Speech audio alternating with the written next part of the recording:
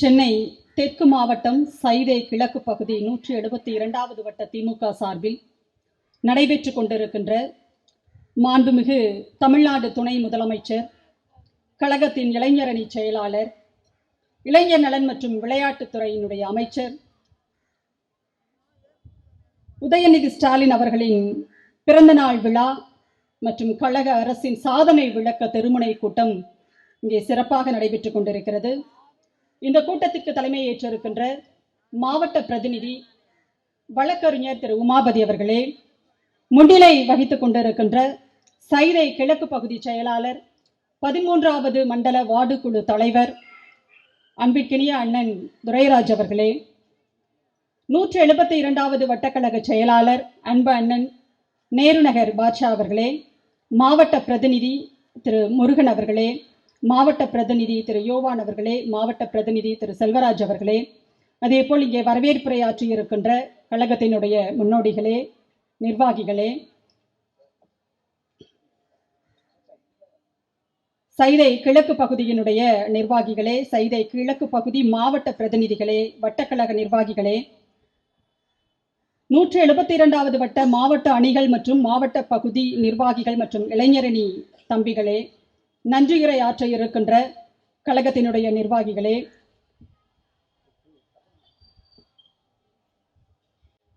இங்கே சிறப்புரை ஆற்றி சென்றிருக்கின்ற சைதை சட்டமன்ற தொகுதியினுடைய உங்கள் சைதை சட்டமன்ற தொகுதியினுடைய உறுப்பினர், எங்களுக்கும் சேர்த்தே மாண்புமிகு அமைச்சர், என்றென்றும் எங்களுக்கெல்லாம் அவர் மேயர், அன்பிற்கினிய அண்ணன் மா சுப்பிரமணியன் அவர்களே, உங்கள் அனைவருக்கும் சைதை பகுதியினுடைய பொதுமக்கள் உங்கள் அனைவருக்கும் என்னுடைய அன்பான வணக்கத்தை முதலில் தெரிவித்துக் கொள்கிறேன். நேரம் ரொம்ப ஆயிடுச்சு, பனி விழ ஆரம்பிச்சிருச்சு, சீக்கிரமா பேசி முடிச்சிடலாம். 8:30 வரைக்கும் தான் கூட்டம்னு ரொம்ப ஸ்ட்ரிக்டா சொல்லிட்டாங்க.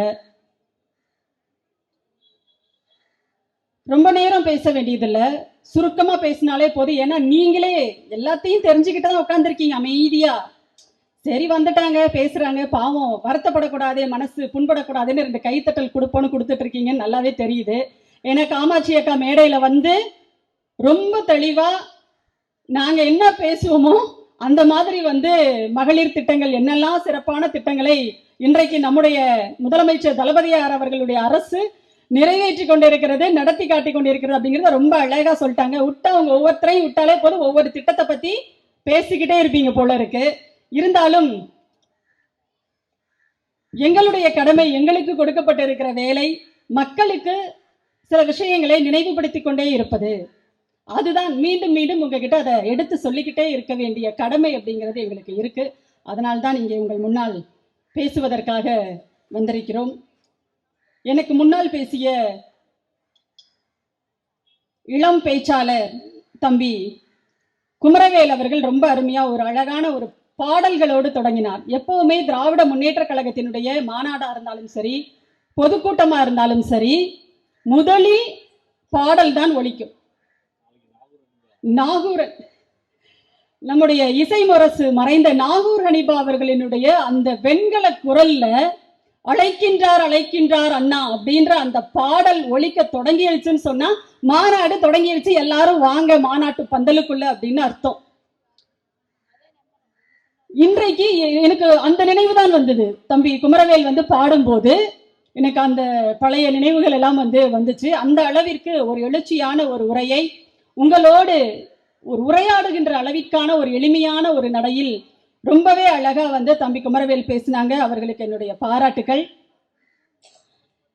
இந்த கூட்டத்தை பொறுத்தவரை கழகத்தினுடைய சாதனை விளக்கங்களை, சாதனைகளை எடுத்து உங்ககிட்ட சொல்வதற்கான ஒரு பொதுக்கூட்டம். இன்றைக்கு தமிழ்நாட்டில் நடந்து கொண்டிருக்கின்ற ஆட்சியானது எப்படிப்பட்ட ஆட்சி அப்படின்றத நாங்கெல்லாம் மேடை போட்டு சொல்லிதான் உங்களுக்கு தெரியணும்னு கிடையாது. அனைவருமே ஒவ்வொரு வீட்டிலும் இருக்கின்ற அத்தனை பேருமே, ஆண் பெண் குழந்தைகள் முதியவர்கள் உட்பட அத்தனை பேருமே இந்த அரசினுடைய ஏதாவது ஒரு திட்டத்துல நீங்க பயனடைஞ்சுக்கிட்டு தான் இருக்கீங்க இல்லையா? இங்க பேசும்போது நம்முடைய மாண்புமிகு மக்கள் நல்வாழ்வுத்துறை அமைச்சர் அண்ணன் மா சுப்பிரமணியன் அவர்கள் என்னென்ன திட்டங்களை எல்லாம் கொண்டு வந்திருக்கோம் அப்படிங்கிறத ரொம்ப அழகா அடுக்கி சொன்னாங்க. அதுல சைதை பகுதிக்கு என்னென்ன திட்டங்கள் எல்லாம் கொண்டு வந்திருக்காங்க. எப்பவுமே பாத்தீங்கன்னா நான் எப்ப இந்த பகுதியில வந்து கூட்டங்களை கலந்துகிட்டு இருக்கணும் அப்பெல்லாம் எனக்கு ரொம்ப ஆச்சரியமா இருக்கும்.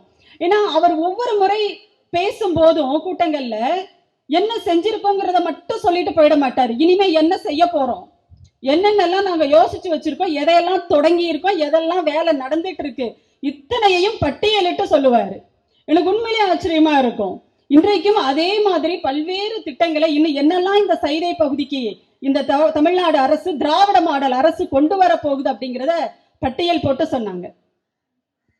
அதுல நான் அதாவது என்னுடைய தொகுதி இது கிடையாது, விருகம்பாக்கத்துல இருக்கேன், நான் ஆழ்வார் திருநகர்ல இருக்கேன்.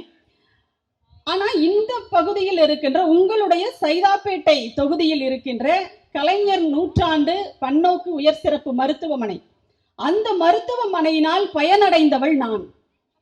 எப்படின்னு சொல்லட்டுமா, எங்க அம்மாவுக்கு உடம்பு சரியில்லாதப்போ அங்கதான் போய் அட்மிட் பண்ணியிருந்தேன். அப்ப அம்மாவை வந்து நான் ஆட்டோல கூட்டிட்டு போறோம், நானும் என்னுடைய மருமகனும் கூட்டிட்டு போறோம். அப்ப அந்த இடத்துல போய் அந்த உள்ள போயிட்டோம், காம்பவுண்டுக்குள்ள போயாச்சு, அங்க நின்னாச்சு. உடனே என் மருமகன் கேட்கிறான், அம்மா இது என்ன ஹாஸ்பிட்டலா, இது நான் ஏதோ 5 ஸ்டார் ஹோட்டலுக்குள்ள வந்துட்டோமோ நினைச்சேன், தப்பா வந்துட்டோம் போல அட்ரஸ் நினைச்சிட்டு இருந்தேன் அப்படின்னாரு. உண்மையிலேயே இது அவர் சொன்ன வார்த்தை. நம்ம இப்படி இருக்கு அப்படின்னு அப்படியே அண்ணாந்து பாக்குறப்பல இருக்குது. நீங்க யோசிச்சு பாருங்க, இப்படிப்பட்ட ஒரு கட்டடத்திற்குள் ஒரு 10 ஆண்டுகளுக்கு முன்பால திமுகவினுடைய இந்த முன்னெடுப்புகளுக்கு முன்பெல்லாம், இந்த ஆட்சிக்கு முன்னாடி எல்லாம் நம்ம நினைச்சு பார்த்திருப்போமா? அந்த கட்டடத்துக்கு பக்கத்துலயாவது நம்ம போயிருப்போமா? ஏன் இங்க இருக்கு இல்லையா கோட்டூர்புரத்துல அண்ணா நூற்றாண்டு நினைவு நூலகம், அந்த மாதிரி ஒரு நூலகத்தை ஒரு ஏசி ரூம்ல உட்கார்ந்து நம்ம பிள்ளைங்க படிப்பாங்கிறத நம்ம என்னைக்காவது கற்பனை பண்ணி பார்த்திருப்போமா?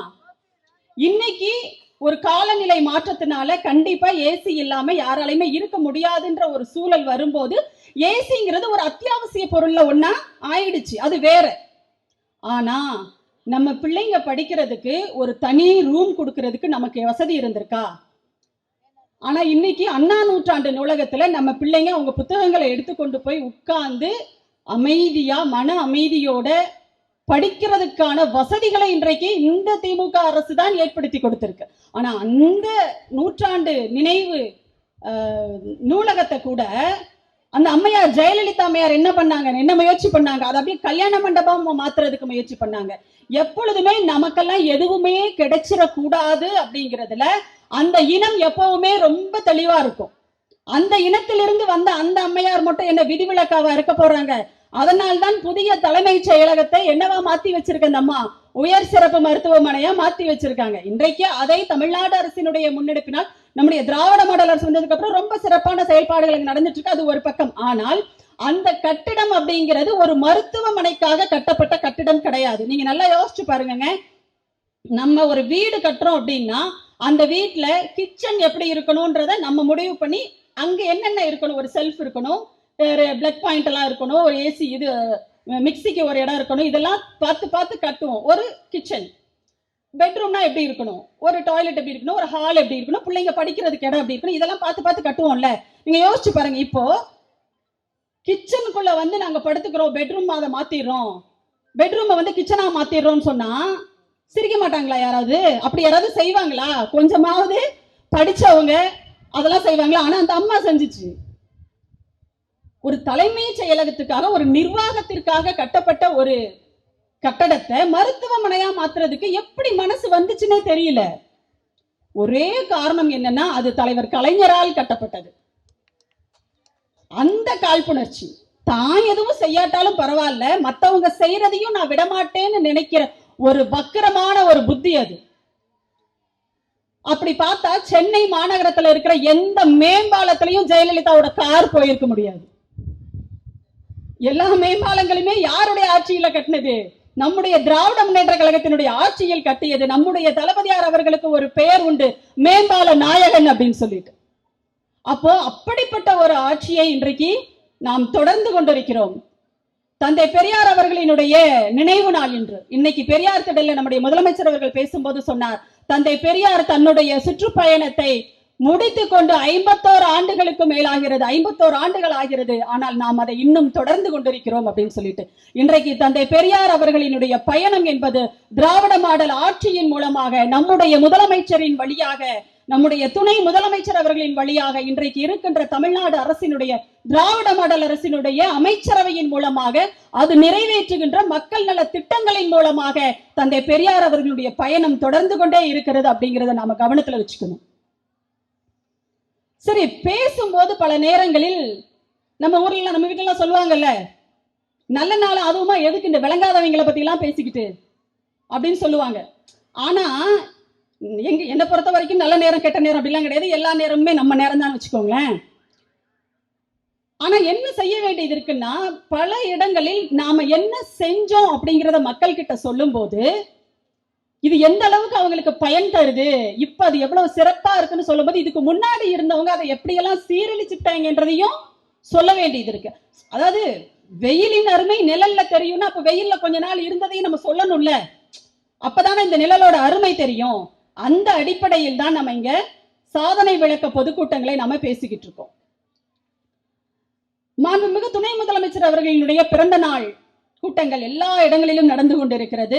அதில் பேசப்படுவது என்பது அவரை புகழ்ந்து பேசுவதற்காக மட்டும் அந்த கூட்டம் கிடையாது. எப்படிப்பட்ட ஒரு இளம் தலைவர் உங்களுக்கு கிடைத்திருக்கிறார் அப்படிங்கிறதையும் எடுத்து சொல்வதற்கான ஒரு கூட்டம் அது. பொதுவாகவே பிறந்த நாள் கூட்டங்கள் தலைவர்களுக்கு கொண்டாடும் போது திராவிட இயக்கத்திற்கே ஒரு மரபு என்ன அப்படின்னா, அதை பயன்படுத்தி மக்களுக்கான நல்ல கருத்துக்களை கொண்டு போய் சேர்ப்பது. இதுதான் அதனுடைய நோக்கமே. நீங்க கழகத்தினுடைய முன்னோடிகள் எல்லாம் இருப்பாங்க, ரொம்ப வயதானவர்கள்.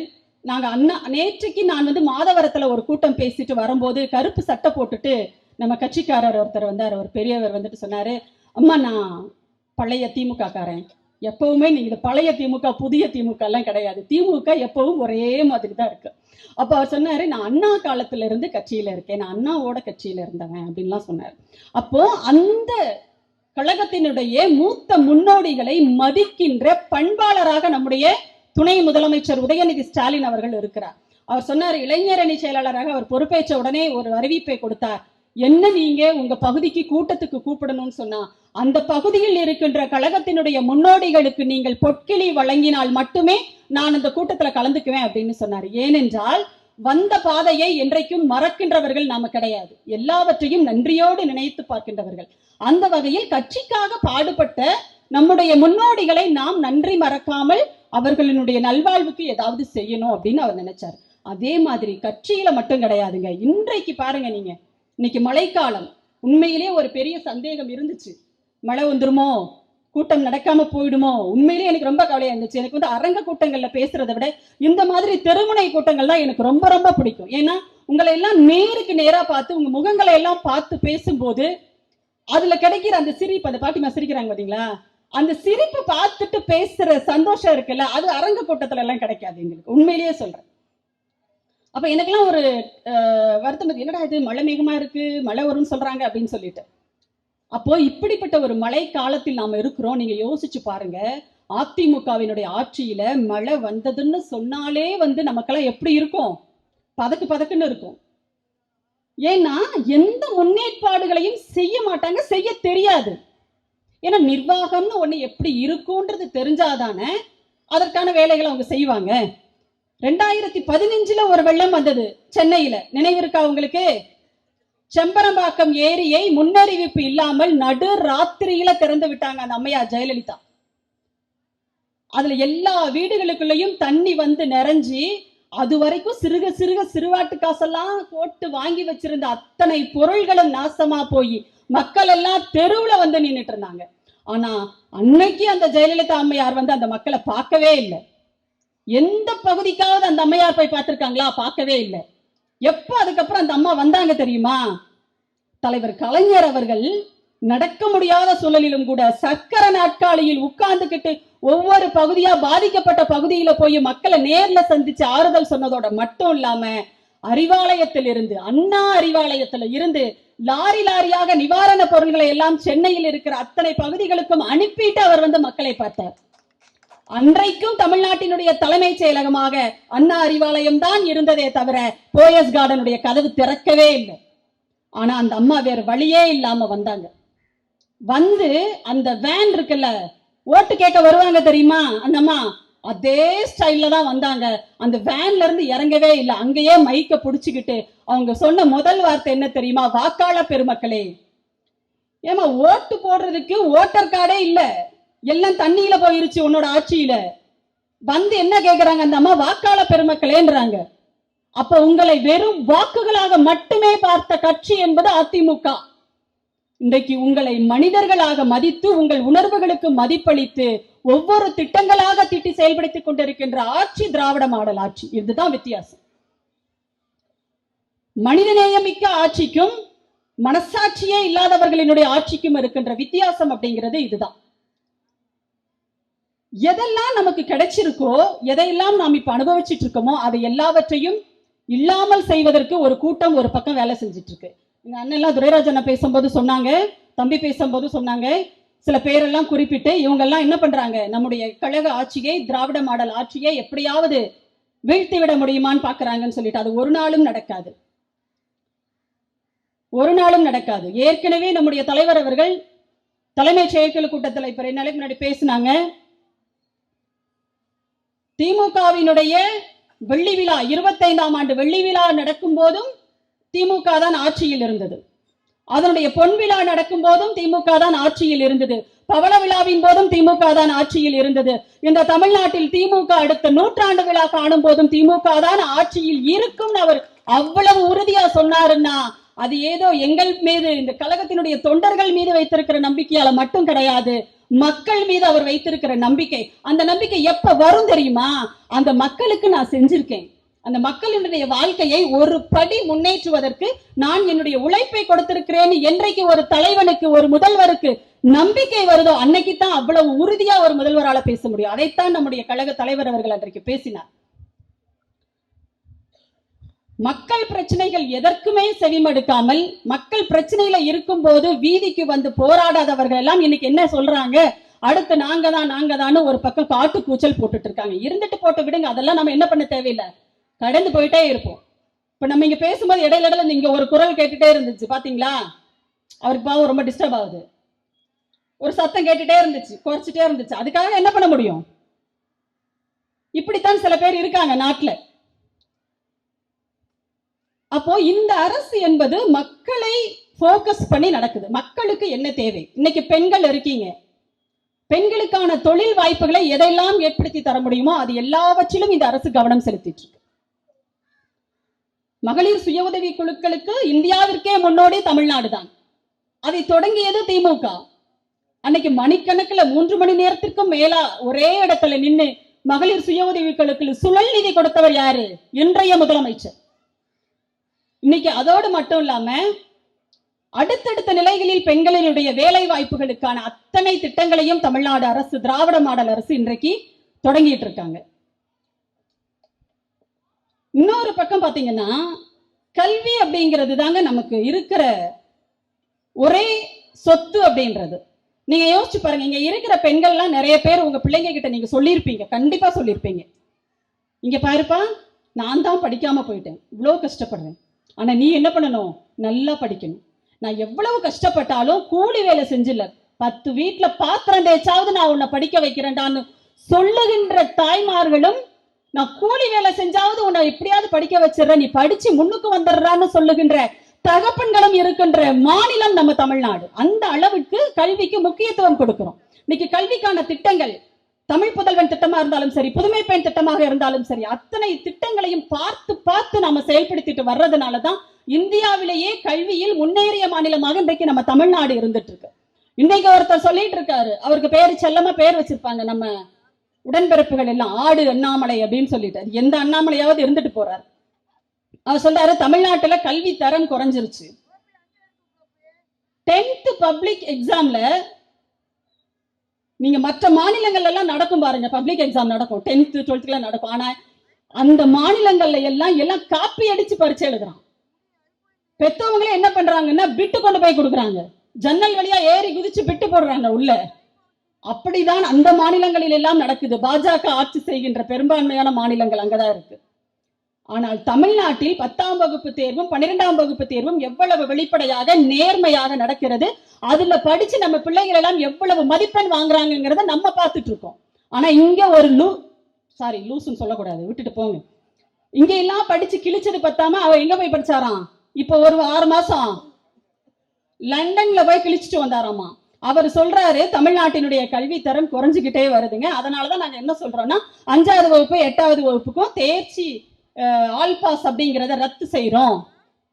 நீங்க கொஞ்சமாவது யோசிச்சு பாருங்கம்மா, எத்தனை பேரு நம்ம ஃபெயில் ஆயிட்டா அடுத்த வகுப்புக்கு போறதுக்கு நமக்கு எவ்வளவு கூச்சமா இருக்கும். நம்ம பிள்ளைங்களுக்கு எத்தனை பேர் அதனால படிப்பு பாதியில விட்டுட்டு போயிருக்காங்க நம்ம பிள்ளைங்க. யோசிச்சு பாருங்க. நீங்க ஆம்பளை பிள்ளைங்களுக்கே அதான் நிலைமைனா பொம்பளை பிள்ளைங்களை யோசிச்சு பாருங்க.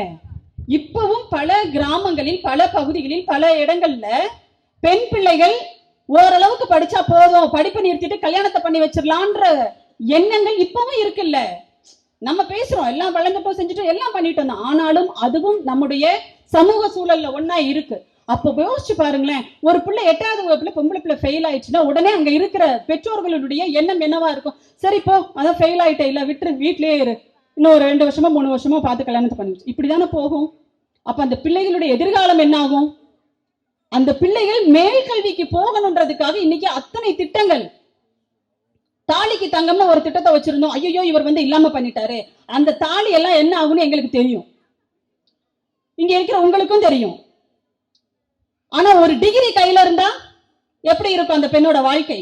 அதை உத்தேசித்து தான் நம்முடைய தமிழ்நாடு முதலமைச்சர் திராவிட மாடல் அரசு உயர்கல்வி உறுதி திட்டம், மூவாளூர் அம்மையார் உயர்கல்வி உறுதி திட்டம் அப்படின்னு அந்த திட்டத்தை மாற்றி அதை புதுமை பெண் திட்டமாக இன்றைக்கு செயல்படுத்திட்டு இருக்காங்க.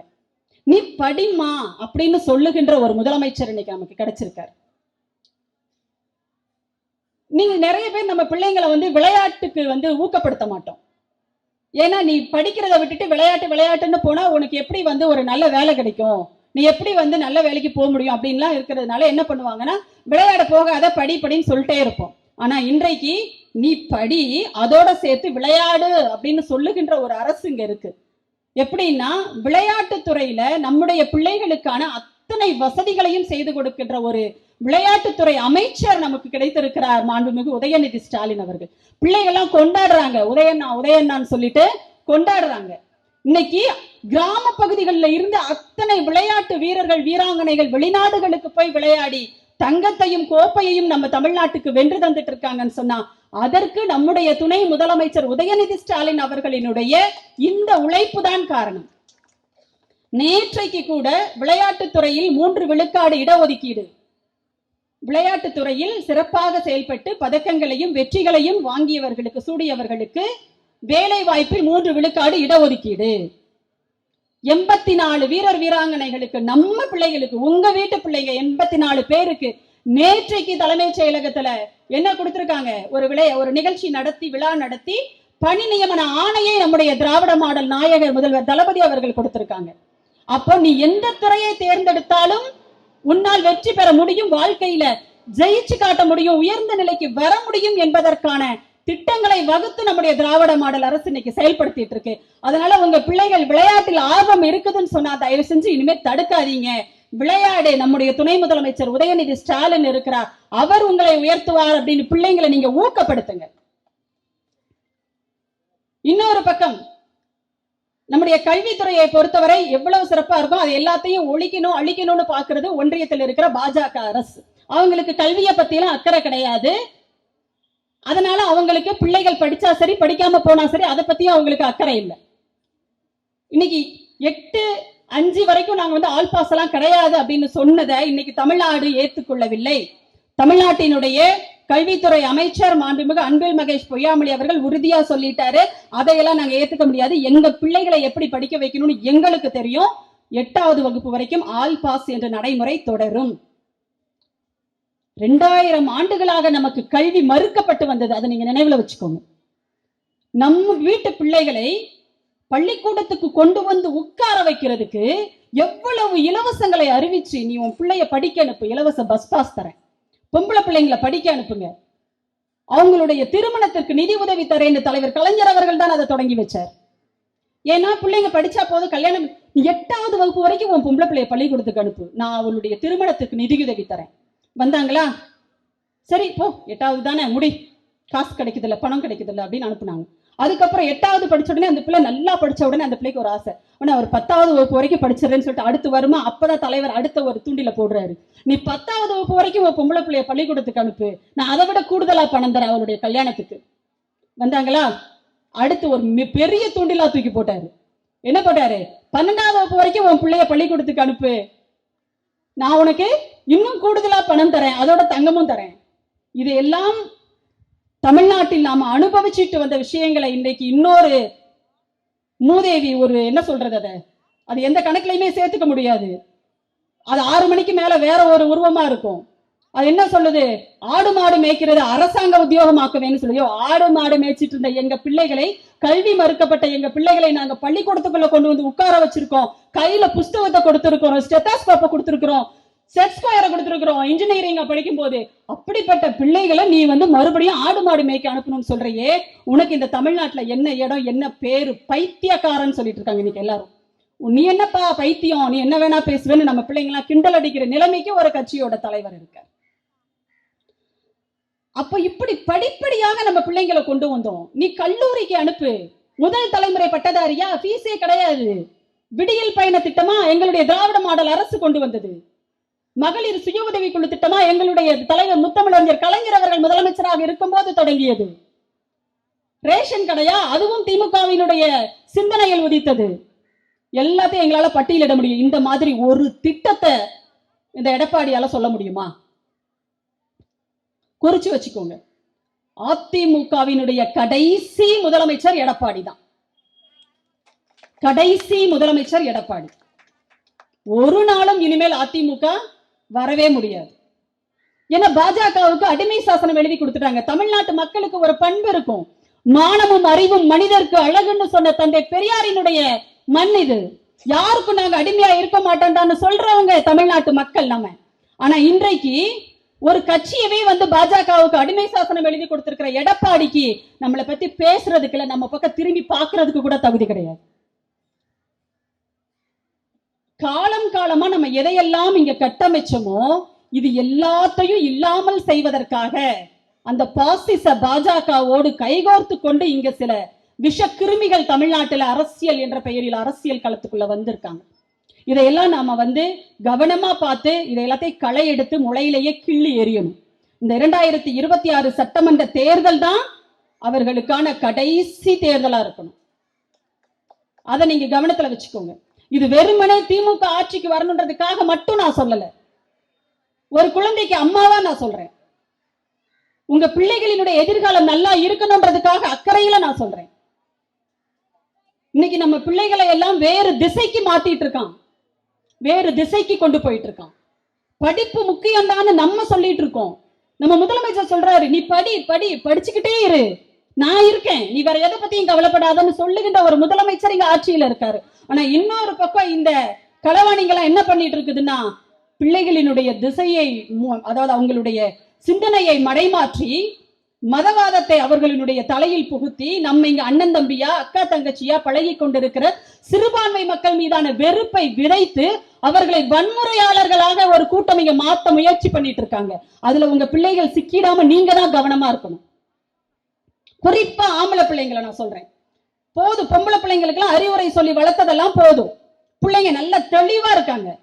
ஏன் சொல்லட்டுமா, எப்படி சொல்லட்டுமா, பொம்பளை பிள்ளைங்க எல்லாம் இப்ப நான் எனக்கு தெரிஞ்ச ஒரு பொண்ணு நிறைய மாப்பிள்ளைங்க அது வேணாம் வேணாம்னு சொல்லிட்டே இருக்கா. நான் சொல்றேன், ஏம்மா இவ்வளவு பேர் வர்றாங்க, எல்லாம் இன்ஜினியரிங் படிச்சிருக்கான், டாக்டருக்கு படிச்சிருக்கான், நல்ல கை நிறைய சம்பாதிக்கிறான், ஐடில இருக்கான், வெளிநாட்டு, ஏன் வேணாம்னு சொல்ற அப்படின்னா, அக்கா உங்களுக்கு ஒன்றும் தெரியாது, அவனோட ஃபேஸ்புக்கையும் இன்ஸ்டா இதெல்லாம் எடுத்து பாருங்க, அவன் நாம் தமிழர் கட்சியில இருக்காங்க, அவனை போய் கல்யாணம் பண்ணிக்கிட்டு என் வாழ்க்கை விளங்குமா?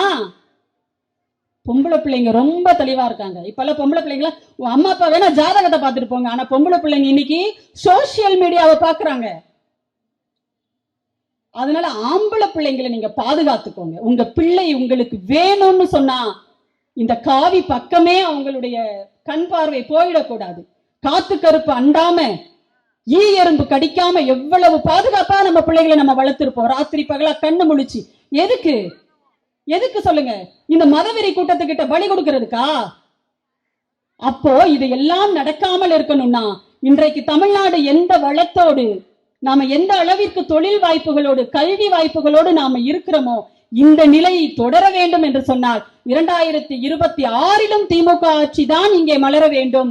திராவிட முன்னேற்ற கழகத்தினுடைய தலைவர், திராவிட மாடல் நாயகர் முத்துவேல் கருணாநிதி ஸ்டாலின் தான் இங்கே முதலமைச்சராக வர வேண்டும் அப்படிங்கிறத நீங்க குறிச்சு வச்சுக்கோங்க. இதை நான் சொல்லிதான் உங்களுக்கு தெரியணும்னு இல்லை, அதை நீங்க தயவு செஞ்சு குறிச்சு வச்சுக்கோங்க. ஏன்னா இருப்பதை எல்லாம் இல்லாமல் ஆக்குவதற்கு ஒரு கூட்டமும், ஏற்கனவே இங்க இருக்கின்ற வளங்களை மேலும் மேலும் பெருக்கி மக்களினுடைய வாழ்க்கை தரத்தை உயர்த்துவதற்கான ஒரு ஆட்சியும் இங்க நடந்துட்டு இருக்கு. இப்போ பேசும்போது அங்கங்க ஒரு சத்தம் மேல கேட்டுச்சுல, பிளைட் பறக்கிற சத்தம் கேட்டுச்சா? இன்றைக்கு இந்திய அரசு யாரு? மோடி அமித்ஷா ஆட்சி செஞ்சிட்டு இருக்கிற இந்திய அரசு, ஒன்றிய அரசு விமானத்துறையே இன்றைக்கு இந்தியாவிற்கு கிடையாது. இந்திய நாட்டிற்கென்று மிகப்பெரிய ஜனநாயக நாடு, ஆனா இந்தியாவுக்குன்னு சொந்தமாக விமானத்துறை கிடையாது. இங்க பேருந்துகளை தேசியமயமாக்கியது யாரு, தேச உடைமை ஆக்கியது யாருன்னு சொல்லிட்டு தலைவர் தம்பி சொன்னாங்க இல்லையா, தலைவர் கலைஞர் அவர்களுடைய ஆட்சியில் தான் இங்க பேருந்துகள் எல்லாம் நாட்டுடைமை ஆக்கப்பட்டது. அதனாலதான் நம்ம எல்லாம் பேருந்துல ஏற முடிஞ்சிச்சு.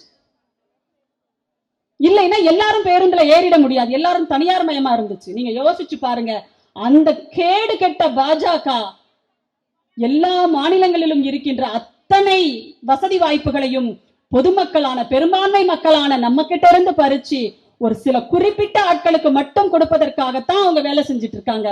அதனால இதுல எல்லாத்தையும் நீங்க கவனத்துல வச்சுக்கணும். இதுலக்கெல்லாம் நமக்கு கிடைச்சிருக்கிற ஒரே ஆயுதம் தேர்தல் தான். அதை மட்டும் நான் சொல்லி முடிக்கிறேன். தேர்தல் தான் நமக்கு இருக்கிற ஆயுதம். இங்க ஏழையா இருந்தாலும் சரி, பணக்காரனா இருந்தாலும் சரி, நீ அம்பானியோ அத்தானியோ எவனா வேணா இருந்துட்டு போ, ஒரே ஒரு ஓட்டு தான் உனக்கு, ஒருவருக்கு ஒரு ஓட்டு தான் அப்படிங்கிறது தான் இந்திய அரசியலமைப்பு சட்டம். அம்பேத்கர் அவர்கள் நமக்கு கொடுத்திருக்கிற உரிமை, சமமான உரிமை அப்படிங்கிறது. அதை வச்சுதான் நாம என்ன பண்றோம், நமக்கானவர்கள் யார் அப்படிங்கிறத தேர்ந்தெடுக்கிறோம். அவ்வளவு பெரிய ஒரு உரிமை அந்த வாக்குரிமை அப்படிங்கிறது. ஆனா இன்றைக்கு ஒன்றிய பாஜக அரசு அதை அத்தனையுமே கேலி கூத்தாக்கி, உங்களுடைய உணர்வுகளை, உங்களுடைய உரிமைகளை எல்லாம் காலில் போட்டு மிதிச்சுட்டு 420 தனம் பண்ணி தான் பாஜக ஒவ்வொரு தேர்தலையும் ஜெயிக்குது. அதுக்கு இப்போ ஒரு உண்மை உதாரணத்தை நான் சொல்றேன், செய்தித்தாள்கள்ல வந்திருக்கிற ஒன்ன சொல்றேன். ஒடிசா மாநிலம், பழைய பேர் ஒரிசா, உங்களுக்கு எல்லாம் தெரியும். ஒடிசா மாநிலத்துல இப்ப சட்டமன்ற தேர்தல் நடந்துச்சு. அங்க இருக்கிற பிஜு ஜனதா தளம் என்ற கட்சி தொடர்ந்து, அவர் தான், அந்த கட்சி தான் ஆட்சியில இருக்குது. அந்த முதல்வரை அந்த மக்கள் கொண்டாடுறாங்க. நம்முடைய மாண்புமிகு துணை முதலமைச்சர் உதயநிதி ஸ்டாலின் அவர்கள் விளையாட்டுத்துறை அமைச்சராக இருக்கும்போது, அதாவது துணை முதலமைச்சராக ஆவதற்கு முன்பாக அந்த ஒடிசாவிற்கு போய் அங்கு நடக்கின்ற சர்வதேச விளையாட்டு போட்டிகளை மிகச்சிறப்பாக நடத்திய மாநிலம் ஒடிசா. அதனுடைய முதலமைச்சருடைய ஒரு உழைப்பினால பிஜு பட்நாயக், நவீன் பட்நாயக், பிஜு பட்நாயக்கினுடைய புதல்வர் நவீன் பட்நாயக் அங்க முதலமைச்சர். அதையெல்லாம் இவர் போய் பார்வையிட்டு இங்கே அதை செயல்படுத்தி காட்டினார் அப்படிங்கிறதா இங்க இருக்கிற வரலாறு. அப்படிப்பட்ட ஒரு ஒடிசா மாநிலத்தில் பாஜக ஆட்சியை பிடிச்சிருக்குன்னு நம்ப முடியுதா உங்களால? தமிழ்நாட்டுல பாஜக ஆட்சியே இல்ல, ஒரு வார்டு கவுன்சிலரா வந்துட்டாங்கன்னு சொன்னா நம்மளால நம்ப முடியுமா? அவங்களாலேயே நம்ப முடியாது. எப்படா அப்படின்னு தான் பார்ப்பாங்க. அப்படிப்பட்ட ஒரு மாநிலத்தில் பாஜக ஆட்சிக்கு வந்ததுன்னா எங்களுக்கு எல்லாம் ஒரே அதிர்ச்சி. இப்பதான் அது எப்படின்னு தெரிஞ்சிருக்கு. தேர்தல்ல முறைகேடு செய்துதான் யார் ஜெயிச்சிருக்காங்க? பாஜக அந்த மாநிலத்துல ஜெயிச்சிருக்காங்க. இன்றைக்கு அந்த கட்சி வழக்கு போட்டிருக்கு. ஆனால் தேர்தல் விதிகளையே திருத்தி ஒரு சட்டத்தை யார் கொண்டு வர்றா? இந்த பாஜக ஒன்றிய அரசு கொண்டு வருதுங்க. வாக்குச்சாவடிகள்ல நீங்க போய் ஓட்டு போடுறீங்கல்ல, யாருக்கு ஓட்டு போடுறீங்க என்ன அப்படிங்கறத அங்க ஒரு சிசிடிவி கேமரா வச்சு கண்காணிப்பாங்க. அதுல பதிவாயிருக்கும், யாரும் ஏமாத்த முடியாது. ஒருவேளை அதுல ஏதாவது நமக்கு சந்தேகம் இருக்கா, இல்லங்க நான் இந்த ஆளுக்கு ஓட்டே போடல, இவன் எப்படா ஜெயிச்சா பாஜக காரன் உங்களுக்கு சந்தேகம் இருந்தா நீங்க என்ன பண்ணலாம்? வழக்கு போடலாம், நீதிமன்றத்துக்கு போகலாம். நீதிமன்றத்துக்கு போகும்போது அங்க இருக்கிற சிசிடிவி கேமராவினுடைய ஆவணத்தை நீங்க கேட்கலாம். அந்த சிசிடிவி காப்பியை கொடு, நான் நீதிமன்றத்தில் சமர்ப்பிக்கணும்னு சொல்லி கேட்டா தேர்தல் ஆணையம் அதை உங்களுக்கு கொடுக்கும். ஆனா இப்ப வந்திருக்கிற சட்ட திருத்தம் என்ன தெரியுமா? அந்த ஆவணத்தை உங்களுக்கு எல்லாம் கொடுக்கிறதுக்கு தேர்தல் ஆணையத்துக்கு அவசியம் இல்லை, கொடுக்க வேண்டியதில்லை. அப்ப இதையெல்லாம் கொண்டு வரும்போதே நமக்கு என்ன தெரியுது? இவங்க வாக்குச்சாவடிகளில் முறைகேடு செய்வது மட்டுமே பாஜகவினுடைய வேலை. மக்களை சந்திச்சு வாக்கு கேட்பதற்கான தகுதியோ அருகதையோ இந்த மோடி அமித்ஷா கும்பலுக்கு இல்லவே இல்லை அப்படிங்கறதுதான் இதுல இருந்து தெள்ள தெளிவா தெரியுது. அப்போ நம்மை ஏமாற்றி கொண்டிருக்கின்ற இந்த நாட்டை, இந்த நாட்டினுடைய அரசியலமைப்பு சட்டத்தை ஏமாற்றி கொண்டிருக்கின்ற, ஆனால் அம்பேத்கரை இழிவுபடுத்திக் கொண்டிருக்கின்ற ஒரு கூட்டத்திற்கு தமிழ்நாட்டுக்குள்ள கொஞ்சம் கூட இடமே கொடுத்துடக் கூடாது அப்படிங்கிறதுலதான் மக்கள் ரொம்ப கவனமா இருக்காங்க. நான் இல்லைன்னு சொல்லல. ஆனா அவங்களுக்கு தெரிஞ்சதெல்லாம் குறுக்கு வழி மட்டும்தான். குறுக்கு வழி மட்டும்தான். நேர்ல வந்தா அடிச்சு தூக்கிடலாம், அது வேற. ஆனா குறுக்கு வழி மட்டுமே தெரிந்தவர்கள் அவர்கள் நம்ம பிள்ளைகளை பயன்படுத்தி பகடைக்காயாக்கி உள்ள வரலான்னு பாக்குறாங்க. தயவு செஞ்சு அதுக்கு நம்ம பிள்ளைகளை பலிகட ஆக்கிடாதீங்க. அவர்கள்ட்ட இருந்து பிள்ளைகளை மீட்பது என்பது எதிர்கால தமிழ்நாட்டை மீட்பது அப்படின்றதுக்கு சமம். அதற்கு நீங்கள் அனைவருமே ஒரு உதாரணமாக நீங்க இருக்கணும்னு சொன்னா, நீங்களும் கூட தமிழ்நாட்டை காப்பாற்றுவதற்காக போராடுகின்ற போராளிகள் அப்படிங்கிறது தான் அதுல இருக்கிற செய்தி. அதனால இந்த பண்பாட்டு ரீதியாகவும் சரி, அரசியல் ரீதியாகவும் சரி, இந்த திட்டங்கள் அடிப்படையிலையும் சரி, உங்களுக்கான ஆட்சி எது அப்படிங்கிறத இந்த 3 ஆண்டுகளுக்கும் மேலாக நீங்கள் அனுபவத்திலேயே பார்த்துக்கிட்டு இருக்கீங்க. இதற்கு சிறப்பாக ஒரு விஷயத்தை எல்லாம் நாங்க சொல்ல வேண்டியதில்லை. இந்த ஆட்சியை இப்படியே நிலைத்திருக்க செய்வதற்கும், இன்னும் சிறப்பாக உங்களுக்கான திட்டங்களை கொண்டு வந்து சேர்ப்பதற்கும், உங்களுடைய பிள்ளைகளினுடைய கல்வி மேம்படுவதற்கும், கல்வியை முடிச்சுட்டு போனா அவங்களுக்கான வேலை வாய்ப்புகள் ரெடியா இருக்கு, அதை உருவாக்கி தருவதற்கும், வேலை வாய்ப்புகளிலிருந்து உங்க பிள்ளைங்க வெளிநாடுகளுக்கு போய் படிக்கணும்னு நினைக்கிறாங்களா, அதற்கும் கூட இந்த ஆட்சி தான் உங்களுக்கான ஆட்சியாக வேலை செய்து கொண்டிருக்கிறது அப்படிங்கிறத உங்களுக்கு எடுத்து சொல்லுகின்ற ஒரு நல்ல வாய்ப்பினை இந்த சைதை பகுதியினுடைய கழகம் எங்களுக்கு ஏற்படுத்தி கொடுத்திருக்கிறது. அந்த வகையில் நாங்கள் அவர்களுக்கு நன்றி தெரிவித்துக் கொள்கிறோம். என்றும் எப்பொழுதும் தமிழ்நாட்டில் திராவிட முன்னேற்ற கழகத்தினுடைய ஆட்சி மக்களை பற்றியே 24 மணி நேரமும் சிந்தித்து, நள்ளிரவு நேரத்தில் கூட மக்களை சந்தித்து மக்களுடைய துயரங்களில் பங்கெடுத்துக் கொண்டிருக்கின்ற துணை முதல்வர் இருக்கின்ற ஆட்சிதான் உங்க மக்கான ஆட்சி என்பதை நாம் எப்பொழுதும் நினைவில் கொள்வோம். வாய்ப்புக்கு நன்றி. வணக்கம்.